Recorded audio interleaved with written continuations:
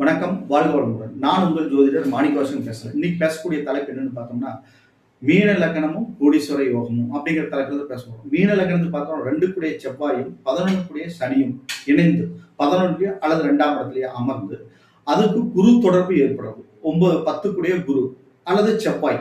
Okay, அவரே வர்றாரு செவ்வாயா. குரு தொடர்பு ஏற்பட்டதுன்னா மிக அற்புதமான பலாபலங்கள் நடக்கும். இங்க வந்து 9 கூடிய பாக்கியாதிபதி வந்து பார்த்தோம்னா அவரே வர்றார், செவ்வாயே வர்றார்.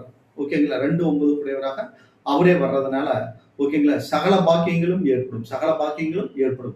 செவ்வாய், சனி, குரு இந்த காம்பினேஷன்ல அமர்ந்து குரு திசையோ அல்லது செவ்வாய் திசையோ வந்தது அப்படின்ட்டா, சனி திசையோ இந்த மீன லக்னத்துக்கு இந்த காம்பினேஷன்ல அமர்ந்து சனி திசை வந்ததுட்டா ஓகேங்களா, வந்ததுட்டா மிக அற்புதமான ஒரு கோடீஸ்வர பிராப்தம் மீன லக்னத்துக்கு ஏற்படும். மீன லக்னத்துக்கு ஏற்படும். வணக்கம், வாழ்க வளமுடன்.